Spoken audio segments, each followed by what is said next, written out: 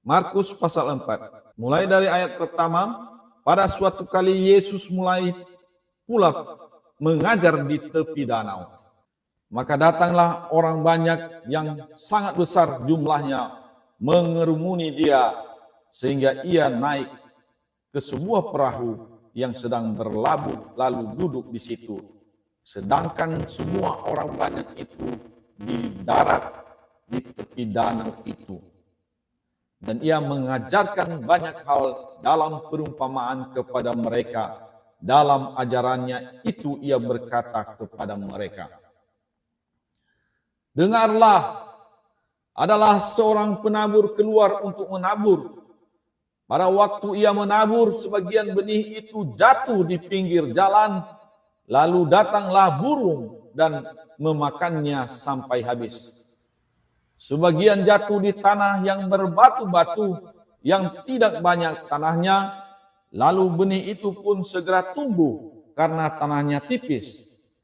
Tetapi sesudah matahari terbit, layulah ia dan menjadi kering karena tidak berakar.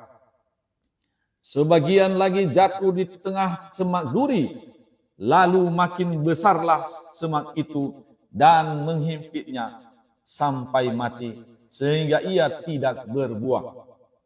Dan sebagian jatuh di tanah yang baik, ia tumbuh dengan suburnya dan berbuah. Hasilnya ada yang 30 kali lipat, ada yang 60 kali lipat, ada yang 100 kali lipat. Dan katanya, siapa yang mempunyai telinga untuk mendengar, hendaklah ia mendengar." Ketika ia sendirian, pengikut-pengikutnya dan ke-12 murid itu menanyakan dia tentang perumpamaan itu. Jawabnya, "Kepadamu telah diberikan rahasia kerajaan Allah, tetapi kepada orang-orang luar segala sesuatu disampaikan dalam perumpamaan. Supaya sekalipun melihat, mereka tidak menanggap, sekalipun mendengar, mereka tidak mengerti, supaya mereka jangan berbalik dan mendapat ampun." Lalu ia berkata kepada mereka, "Tidakkah kamu mengerti perumpamaan ini? Kalau demikian, bagaimana kamu dapat memahami semua perumpamaan yang lain? Penabur itu menaburkan firman. Orang-orang yang di pinggir jalan tempat firman itu ditaburkan ialah mereka yang mendengar firman, lalu datanglah iblis dan mengambil firman yang baru ditaburkan di dalam mereka. Demikian juga yang ditaburkan di tanah yang berbatu-batu ialah orang-orang yang mendengar firman itu dan segera menerimanya dengan gembira, tetapi mereka tidak berakar dan tahan sebentar saja. Apabila kemudian datang penindasan atau penganiayaan karena firman itu, mereka segera murtad. Dan yang lain ialah yang ditaburkan di tengah semak duri. Itulah yang mendengar firman itu, lalu kekhawatiran dunia ini dan tipu daya kekayaan dan keinginan-keinginan akan hal yang lain masuklah menghimpit firman itu sehingga tidak berbuah.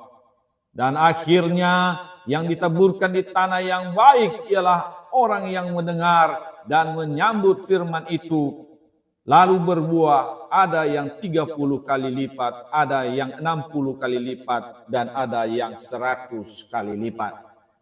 Ini adalah perumpamaan yang disampaikan Tuhan Yesus, saudara. Artinya bagi anak-anak Allah diberikan pengertian tentang perumpamaan. Tetapi bagi orang-orang yang belum menjadi anak-anak Allah, tidak diberikan pengertian. Yesus mengatakan ada 4 tempat, ya, di mana firman itu ditaburkan. 3 tempat firman itu tidak berbuah. Kenapa? Karena tempatnya tidak baik. Tetapi di tanah yang subur, firman yang telah ditaburkan itu akan bertumbuh dan menjadi pohon dan akan menghasilkan buah. Oleh sebab itu, saudara, mari kita melakukan firman. Bukan hanya pendengar saja. Yesus mengatakan kita harus dilahirkan kembali. Supaya apa? Supaya kita menjadi tanah yang subur. Tidak seperti orang-orang yang lain tadi. Bagaimana caranya, saudara?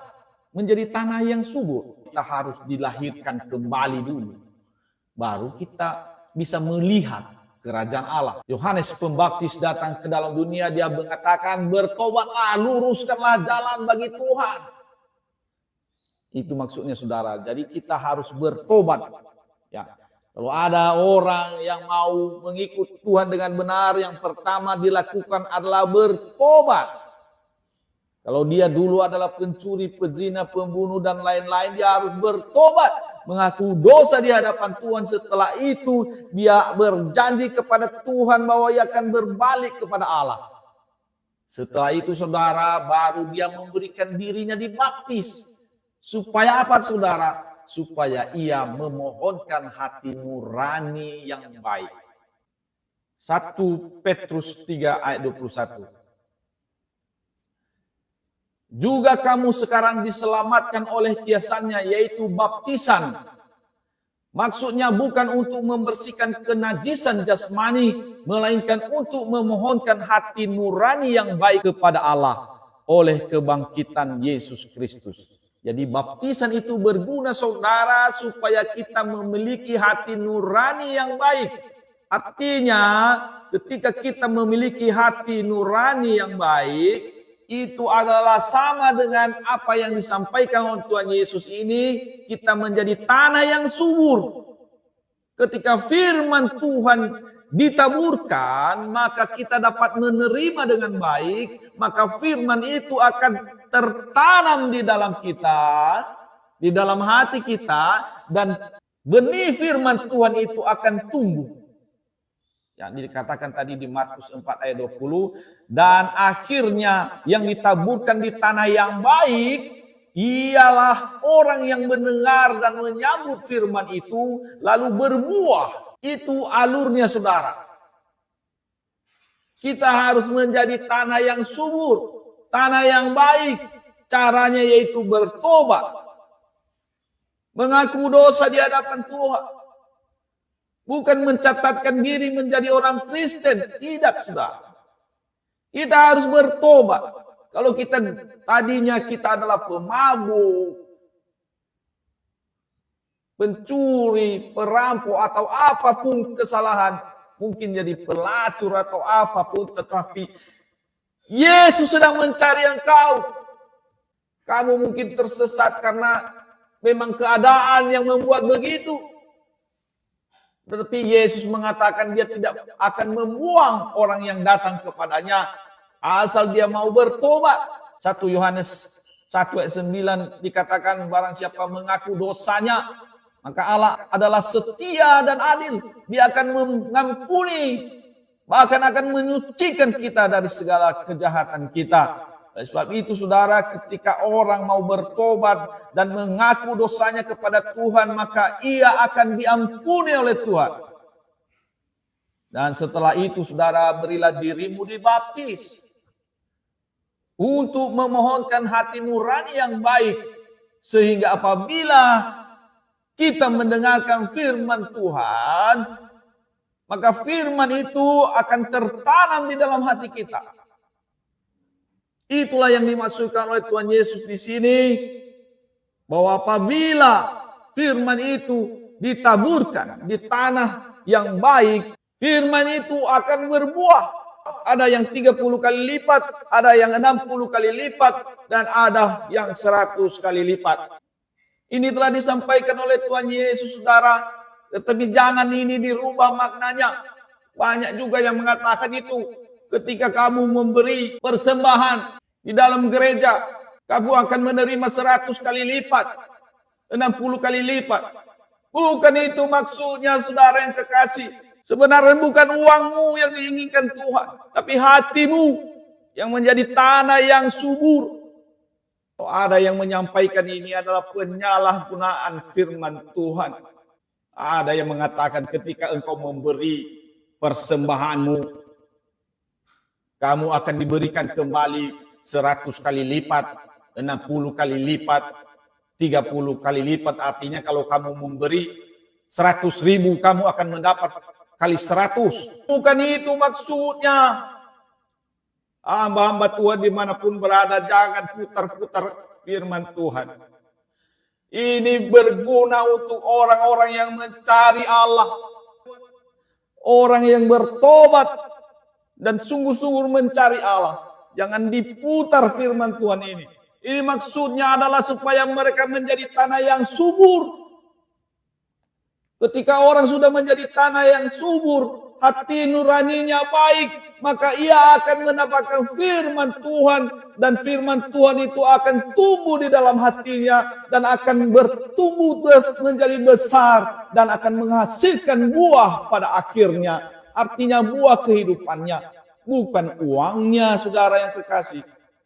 Jangan membuat itu di dalam gereja saudara. Berikanlah, maka akan diberikan kepadamu 100 kali lipat, 60 kali lipat, 30 kali lipat. Itu salah, bukan itu maksudnya. Ini maksudnya supaya setiap orang menjadi tanah yang subur akan firman Tuhan. Bukan hitungan uang ini saudara. Bagi saudara yang melakukan ini di dalam rumah ibadat, bertobatlah. Tuhan Yesus yang mengatakan ini bukan untuk itu. Tetapi ini berguna supaya orang-orang mau bertobat. Tuhan Yesus merindukan setiap orang menjadi tanah yang subur, memiliki hati nurani yang baik. Itu maksudnya saudara, 30 kali lipat, 60 kali lipat, 100 kali lipat setelah orang-orang yang mendengar firman Tuhan itu. Dia akan menghasilkan buah-buah yang baik. Buah hidupnya yang baik, bukan uangnya. Dia akan menghasilkan buah-buah yang baik, yang menjadi bekalnya untuk hidup yang kekal. Itu maksudnya. Bukan uangnya. Jangan nanti mengatakan, kalau kau beri 100.000, nanti akan dibuat oleh Tuhan 100 kali lipat uangmu. Bukan itu. Jangan supaya banyak uang di dalam perbendaharaanmu. Jangan. Itu salah itu. Artinya orang yang hanya bisa beri 1.000, bagaimana itu? Hanya 100.000. Bukan itu saudara yang kekasih. Ayat ini dimaksudkan supaya orang-orang mau bertobat dan memberi diri dibaptis untuk mendapatkan hati nurani yang baik. Ketika orang memiliki hati nurani yang baik, maka firman itu, benih firman yang ditanamkan itu akan tumbuh di dalam hatinya dan akan berbuah pada waktunya, yaitu buah-buah kebaikan seperti apa yang disampaikan oleh Tuhan Yesus. Jadi kalau orang-orang yang sudah mendengar firman Tuhan ini, saudara, melakukan firman, maka ia akan menjadi pemilik kerajaan Allah, ahli waris kerajaan Allah. Jadi maksud Yesus itu sebenarnya itu. Maksudnya memang supaya orang bertobat. Bertobat. Dan memberi diri dibaptis untuk mendapatkan hati nurani yang baik. Sehingga ketika ia mendengar firman itu, orang tersebut akan menjadi orang yang baik. Sama seperti murid-murid Yesus. Ketika mereka mendengar firman Tuhan itu, mereka dibersihkan oleh firman Tuhan itu. Sehingga pada akhirnya saudara, ketika Yesus melihat bahwa kita telah benar-benar bersih, artinya layak menjadi bait Allah, menjadi bait Roh Kudus, maka Roh Kudus akan turun atas kita. Artinya kita dibaptis dengan Roh Kudus.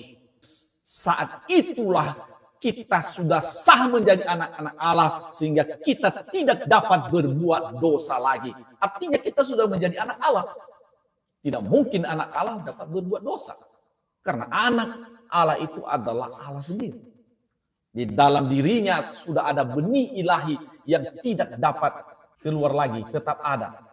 1 Yohanes 3 ayat 9. Setiap orang yang lahir dari Allah tidak berbuat dosa lagi, sebab benih ilahi tetap ada di dalam dia dan ia tidak dapat berbuat dosa lagi. Itu maksudnya saudara. Jadi kalau hati nurani kita sudah baik, oke, maka ketika firman Tuhan itu ditaburkan, kita mendengar firman Tuhan itu, maka firman Tuhan itu akan tumbuh di dalam hati kita dan akan menjadi pohon dan akan menghasilkan buah yang baik. Itu maksudnya. Sehingga pada akhirnya Yesus melihat bahwa kita itu sudah layak untuk menerima Roh Kudus, sudah layak untuk menjadi bait Allah, maka kita dibaptis dengan Roh Kudus. Dan pada akhirnya kita menjadi anak-anak Allah. Itu alurnya, saudara.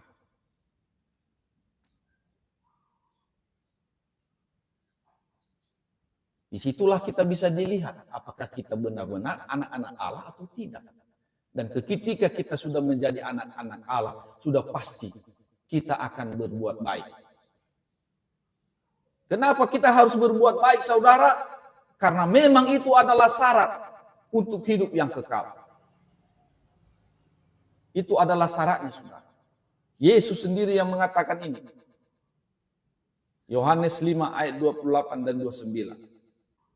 Janganlah kamu heran akan hal itu, sebab saatnya akan tiba bahwa semua orang yang di dalam kuburan akan mendengar suaranya, dan mereka yang telah berbuat baik akan keluar dan bangkit untuk hidup yang kekal, tetapi mereka yang telah berbuat jahat akan bangkit untuk dihukum. Ini syaratnya dan ketentuannya, saudara. Jadi kita tidak dapat berbuat baik dari diri kita sendiri, tetapi ketika kita sudah menjadi tanah yang subur dan firman itu bertumbuh di dalam hati kita menjadi pohon dan menghasilkan buah yang baik, itulah yang memungkinkan kita menjadi orang-orang yang berkelakuan baik. Dan apabila kita sudah bersih dari firman yang telah kita dengar dan kita lakukan, dan Yesus sendiri akan memeteraikan kita menjadi anak-anak Allah. Di saat itulah kita tidak dapat berbuat dosa lagi. Sama seperti Rasul Yohanes, sudah berumur sampai 80-an dan dia meninggal di usia 96 tahun. Dia tidak dapat berbuat dosa lagi. Artinya kepemilikannya sebagai ahli waris kerajaan Allah itu tidak bisa hilang lagi ketika sudah dibaptis dengan Roh Kudus. Tetapi kalau ada orang mengatakan dia sudah dibaptis dengan Roh Kudus tetapi masih berbuat jahat, itu adalah menipu diri sendiri. Bukan maksudnya kita setelah dibaptis dengan air jadi anak-anak Allah terus suka-suka kita. Itu Yudas Iskariot itu sudah melayani Tuhan juga. Dia sudah membaptis juga. Yudas Iskariot itu 3,5 tahun bersama-sama Yesus, dia sudah dibaptis dengan air.